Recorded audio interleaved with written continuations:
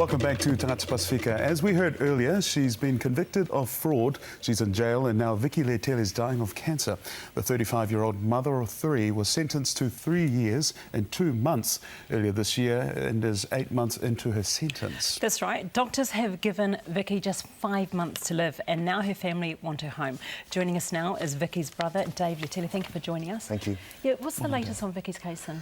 The latest as of this morning was that the prisons decided to cancel all of my sister's visits for today. And why did they do that? Well, who knows why they wanted to do it. They just can do it, and that's why they have, We've got a protest happening today, so maybe that's got something to do with it. But I think they're just trying to flex their muscle. And it's really just punishing my sister, who's rotting away in prison as we speak. And now they've taken away the only thing she has to look forward to, visits with her kids. So what are her doctors saying in terms of, the doctors inside in prison say they can look after her? Yep, so the medical specialists out here, her oncologists and all the palliative care, all of the nurses, everyone that's come into contact with Vicky, they've all gone down on record. One has even come on camera and spoke that she needs medical attention that the prison is unable to give her. The prison medical staff are basically general practitioners, all right? General practitioners who couldn't get a job at a general practice somewhere out here. They're in there, and I think, and this is my opinion, they're just incompetent with the way they've treated my sister. Dave, how hard is this for you? Because I know that you're getting a lot of traction online as well, and you're getting a lot of support. How hard is this for you to, try to get your sister to be with her family? Look, it's extremely hard, but as hard as it is for me, it's a lot harder for my sister to go through what she's going through. And, I'm just trying to hold it together. I'm trying to use the small following I have to our benefit. And it's not just about my sister. We've maintained that. It's not just about my sister. It's about other people coming behind her that might face the same problem. Now, this has been going on. I call it the Kiwi Holocaust. And we're just raising awareness to this. So many prisoners are dying in prison, okay? They're being denied their basic human right to be given medical attention when they need it, as they need it. Proper medical attention. And they're not. They're dying prematurely. Yeah. And what about others who are in similar situations to Vicky? Should they be allowed out as well? Well, look, I believe, and this is my personal belief, each case on its own merits, but what I'm talking about is the basic human right to receive proper medical attention to what she needs. And she's not able to receive that. All of the medical staff on the outside, medical specialists, are saying she can't get that in prison. But the medical staff in prison who are not specialists have said they can look after her. What about people who have been saying online, and there have been a lot of comments as well, saying, well, she should have thought about this when she did the crime. Yep. Well, that's 100%. She should do the time. You do the crime, you do the time. And I believe that, okay? Vicky, my sister, had no issue with serving her 3-year sentence.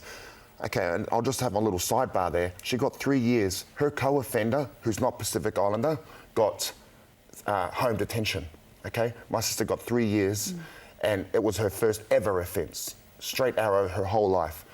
So she's no question she'll do the time. Could that be a solution, home detention for your sister? That's what we're asking for. Okay, we're not asking for an early release. We're asking for put a Rolex on her ankle and send her home to die, surrounded by a family the way that Polynesians do. We surround our one. So what are corrections or the parole board saying, and why are they not allowing this to happen? You want my real answer? I believe that the justice system is racist.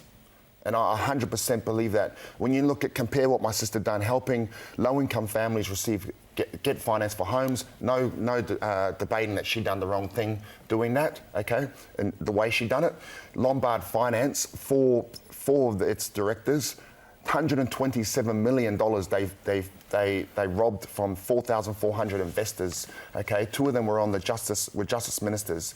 They received home detention and 300 hours of community service. Okay, now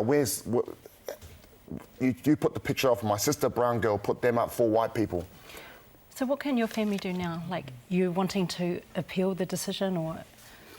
Look, we just want to, they're reviewing the decision, which should, the results should come out next week sometime. Right. We had a meeting with the corrections yesterday, the medical staff and the bosses of the prison, the corrections.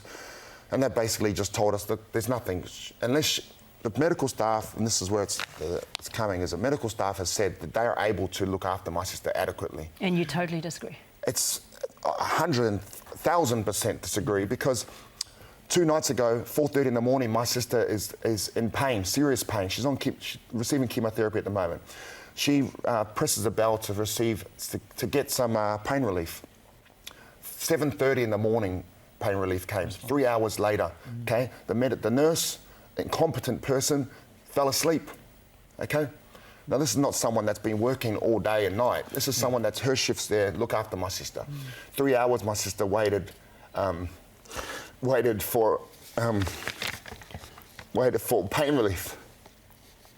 Now, Dave, we hope things, do turn out better for you and your sister. Now, tell me about the protest that's happening today at the Wiri Women's Prison. So we've got a peaceful protest, and I want to stress that it's peaceful. Okay, we can't lower ourselves so they can say that we told you so. That's what they're like. It's a peaceful protest at 11 a.m. It's a family affair. We're going to get down, make some noise. We don't want to interfere with anyone coming in for visits.